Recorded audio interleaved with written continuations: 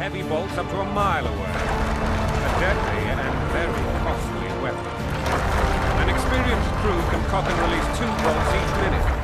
Yet it has one flaw. Your Grace, please take cover. The recoil of the arms is so strong upon firing that the weapon shifts.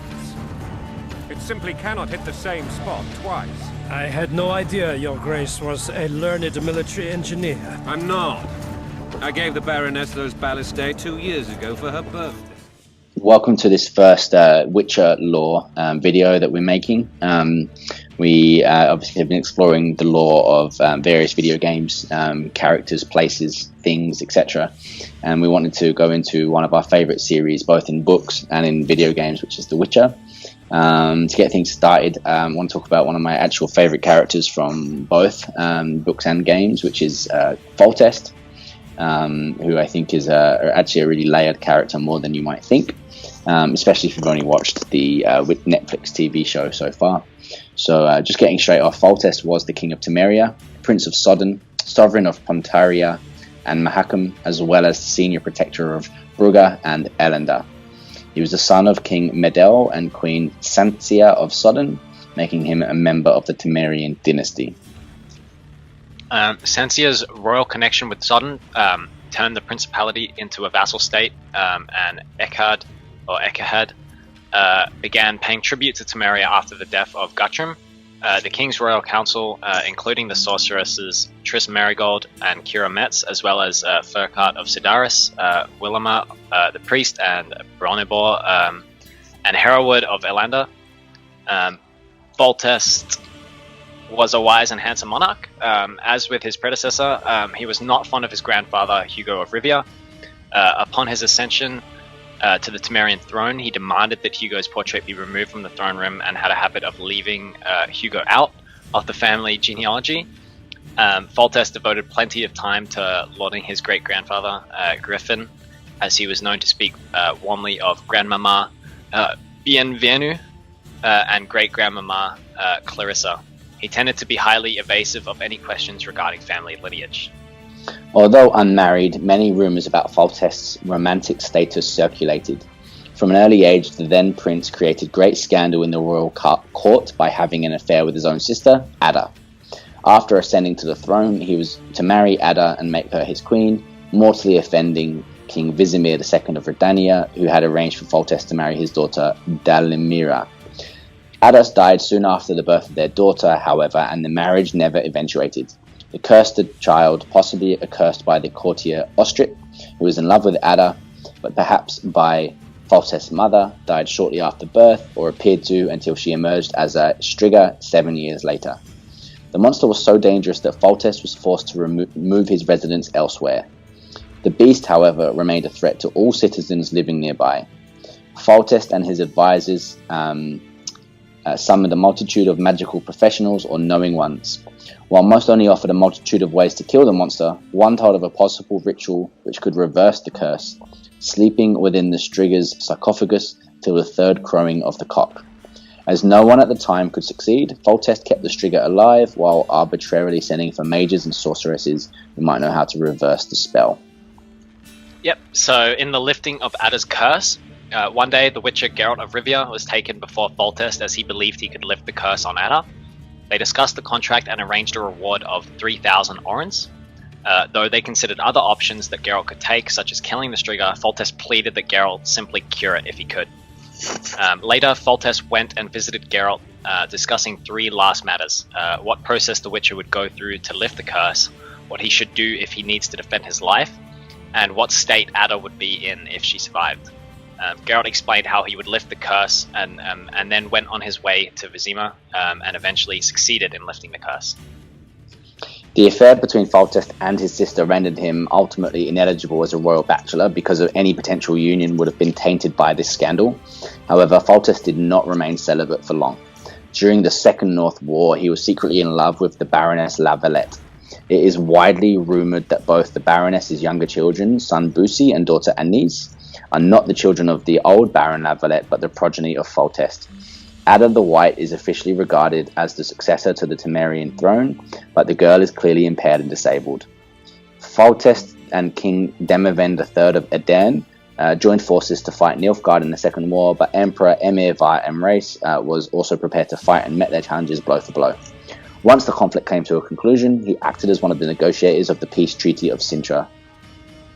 Yep, so moving on to the stories that take place in the original Witcher game. We hear about the king far in advance of any actual meeting with him. There is talk in the streets which suggests that the monarch is actually away, but his specific location is never indicated. King Foltest only arrives in Chapter 5 in the midst of raging conflict in the streets of Old Vizima between the Scoia'tael and the Order of the Flaming Rose. Prior to this point, he was away and had left others to govern in his stead, Velerad for instance, and as we find out later, Taylor was another character ruling in his stead. Yep, so there's a journal entry on him in the game which says that King Foltest is the ruler of Temeria. He inspires both fear and respect in his subjects. Foltest rules with an iron fist. He is decisive and hot-headed. Under his rule, Temeria has become the most powerful of the northern kingdoms. The king left the city. Theoretically, Burgermeister Velerad is to rule in his stead. In practice, though, the decisions come from an entirely different source, which causes chaos in the city. Foltest returned to Vizima and began restoring order right away. He decided to put an end to the chaos and punish the culprits. It turned out that the king had a job for me, and my deeds influenced his plan. Yep, so if Geralt chooses to kill the Striga, I spoke to Foltest about his daughter's death. It was a difficult conversation. If this stern man had one weakness, it was Ada. But if Geralt lifts the curse, I spoke to Foltest about freeing his daughter from the curse. Ada is the apple of her father's eye, so I definitely lifted his spirits, though the stern ruler showed no emotion. Yep, so then appears again at the start of The Witcher 2 Assassins of Kings. And again, this is it's important to mention that in these games it's not it's not considered to be official canon by Andrzej Sapkowski, more of like, I guess, an alternate reality sequel. At the moment anyway, this obviously can change anytime. So this is game lore and not like necessarily book lore at this point. So having survived one assassination attempt right at the hand of a mysterious killer, thanks to the timely intervention of Geralt of Rivia in the closing scenes of the first game, the king does keep Geralt nearby as he regards Geralt as a sort of good luck charm. At the start of the game, Foltest is leading a civil war against the Baroness La Valette to claim his bastard children. He is eventually assassinated by the Kingslayer and Geralt is accused of the crime. One of Foltest's most trusted agents, Vernon Roach, assists Geralt in finding the Kingslayer. Leaving no lawful heirs, Foltest's assassination plunged Temeria into the chaos of Interregnum. The threat of a full-blown civil war between the nobility and the last remaining bastard child and her supporters. And in the game, Foltest has changed significantly. His clothes and face are completely different, and it's mostly focused on the design and art of the character. He appears more regal, colourful, and distinctive. He only briefly appears relative to the story in the tutorial missions as flashbacks when recalling the events to Roach. Yep, so the journal entry for this game. In retrospect, His Royal Majesty King Foltest was certainly an exceptional persona when compared to the other crowned heads of the time. This King of Temeria, Prince of Sodden, Sovereign of Pontar and Mahakam, and Senior Protector of Brugge, Angren, Rivendell, and Elender was a firm and decisive ruler, as I suppose one should expect from someone so abundantly titled. He was the kind of man who, when hit, made a sound suggesting he was forged of steel and not molded of bird dung. Being unmarried, he led a rather casual private life. In his youth, while still a prince, Foltest strove to demonstrate what he was capable of, and he proved capable of much. The love affair he had with his own sister, by whom he fathered his eldest daughter Ada, is widely known, as is his later affection for Baroness Mary Louisa La Valette. Both relationships bore heavy consequences, so to speak, and in both instances Geralt found himself stuck in the middle of the resulting mess. Foltest most certainly still harbored feelings for his former lover and decided to save the children that were the fruit of this affair. He feared they would otherwise become trump cards in the game of politics, tools of intrigue. Once Foltest made a decision, no one and nothing could stand in his way.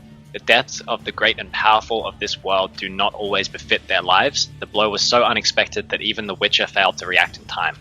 A dagger blade ran across the throat of Foltest, ruler of Temeria, cleanly slitting it, and his blood flowed out onto the floor of the Temple Solar. Thus died one of the most powerful kings of the north at the hands of an assassin in the garb of a monk. Yeah, so that's all of his real appearances so far. You don't really get him much in the books, I guess. Like, they tell the story of the Striga, and he appears a little bit in conversation, but that's about it really in the books. Most of it is third-hand discussions and recounting of stuff and, you know, political talk to set the scene. So you don't have much else, obviously, because the books are more following like Ciri and Geralt, and so they don't always cross paths during this time.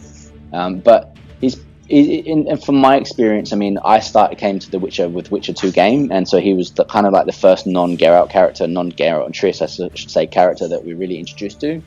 And he does like absolutely behave like a king, but actually like what you'd think of as like a relatively decent king as they go.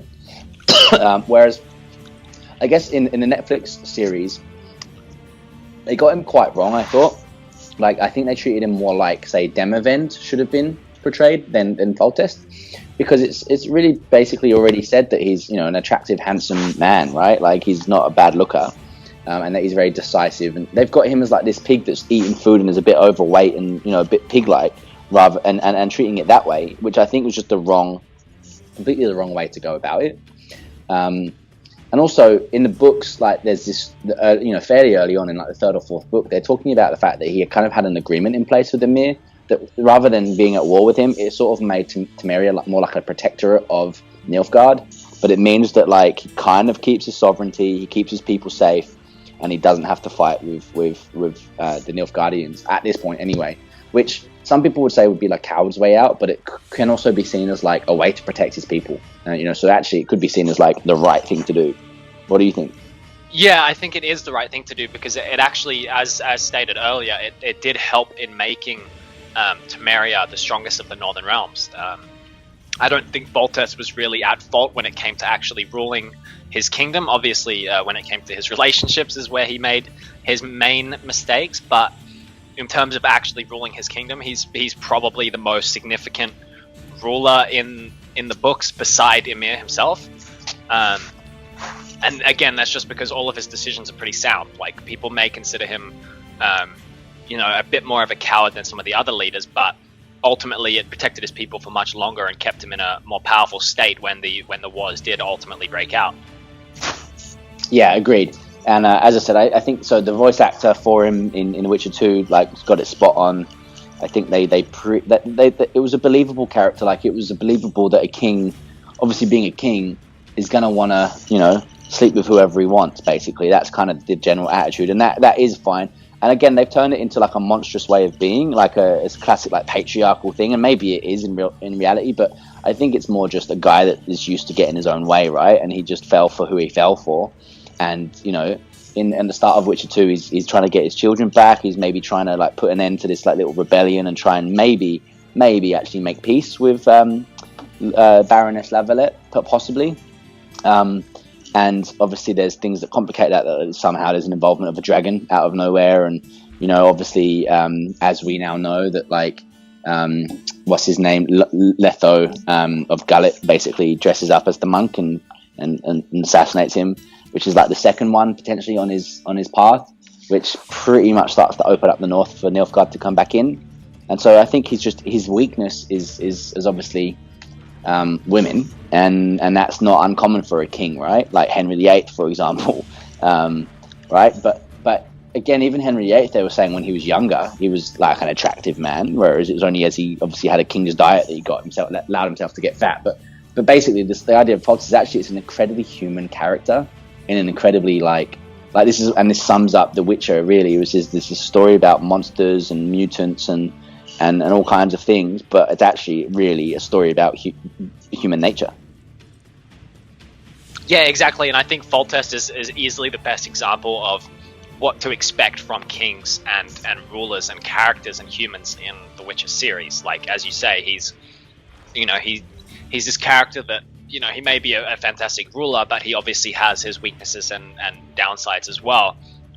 And even if he does technically lead Temeria to what is essentially like the most prosperous northern province, he still has people who dislike him, and he still has people who see him as maybe like a coward who sort of bends the knee to Nilfgaard. And there's really no winning in that situation. And it just goes to show that even if it's a character that's flawed, it's still a good character. Absolutely. And can still be a good king as well. Well, character flaws is not something. There's not a weakness of a character in terms of literary and storytelling.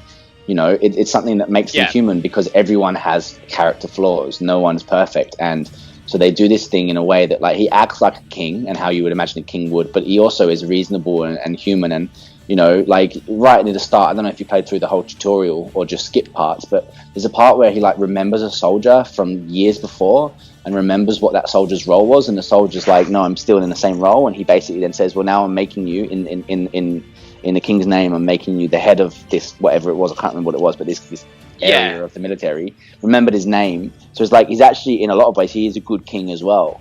But he is still a king, and kings are obviously what kings are. Yeah, automatically flawed by design, basically, is what because power corrupts, and absolute power corrupts absolutely, right? And it's not to say that he was necessarily easily corruptible, but obviously it's going to happen to anyone.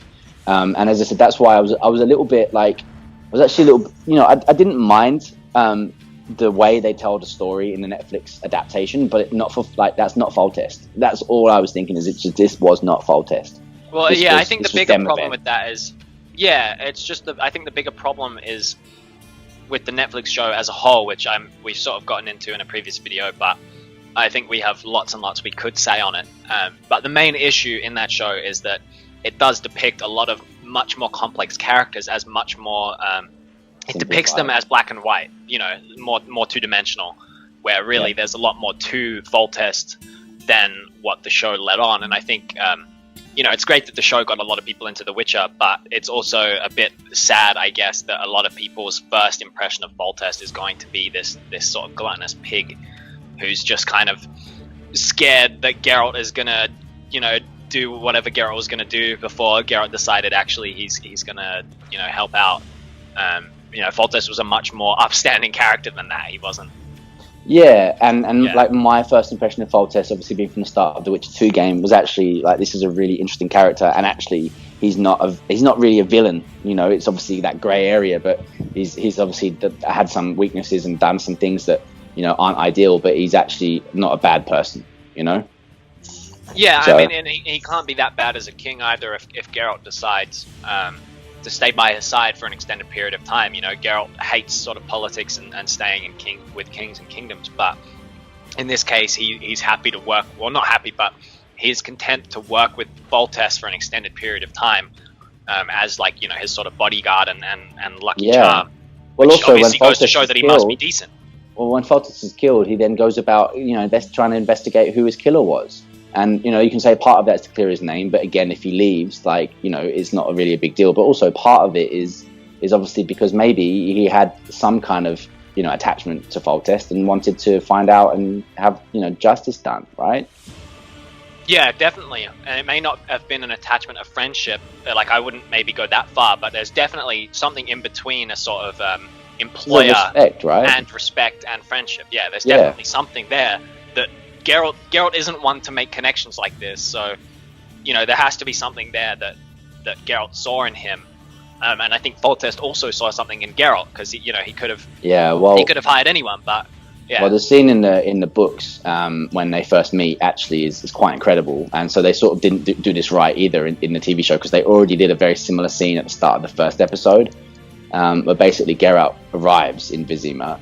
And he's in a tavern and he's having a drink or whatever, and obviously being a Witcher, he has, you know, some various people basically accosting him and harassing him, and basically he threatens them back and was like, you know, don't worry, like I'll destroy you. And I think he actually does, and basically Foltest like finds out, and instead of punishing him, he just has a bit of a conversation with him, finds out why, and actually extends, like, you know, some hospitality towards him instead. And it's like, so actually Foltest was a decent person. He just was still a king, and kings are flawed by their very nature. He was a good character. He is a really, really good character. One of my favorites as well, and definitely one of my favorite examples of a ruler in the Witcher universe. So with that, I think that's pretty much all we have on Foltest. Obviously a relatively short lore video here, but we would love to talk about more characters and locations and creatures in the Witcher lore. So if you enjoyed this one, let us know, and we'll be back with more soon. See you next time. Sire, let us pray. They must look like the royal children they are.